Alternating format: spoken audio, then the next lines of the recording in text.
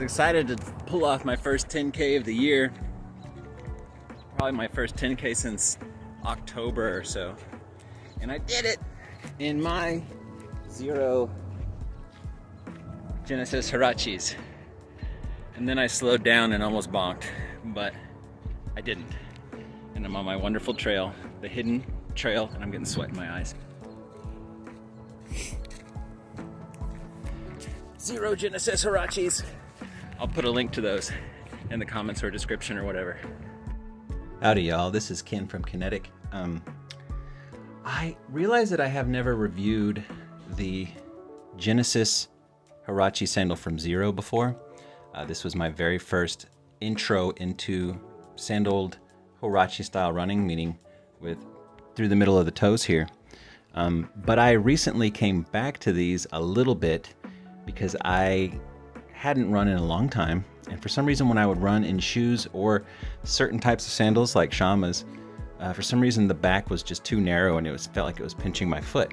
But I knew that the Xero Genesis sandals, the tab was on the very furthest edge of the sandal and it was going to be held together with paracord. So that wasn't going to be an issue. I gotta say, I just ran 10K in these things. First 10K I've run in many months, and my feet felt great, fine. I mean, I own, I don't know how many pairs of Shamas. I'm gonna always love Shamas too.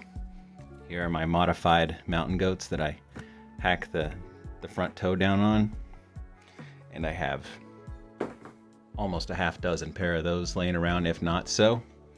But if you are wanting to test out whether or not you like running in Huaraches, the Xero Genesis, I think, is under 50 bucks.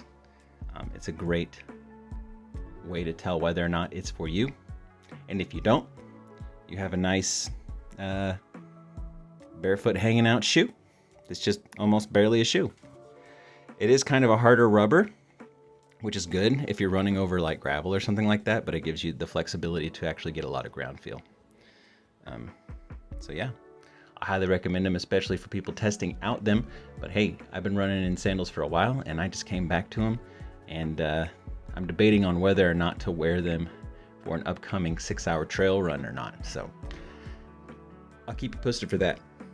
That's in about 2 weeks. See you later.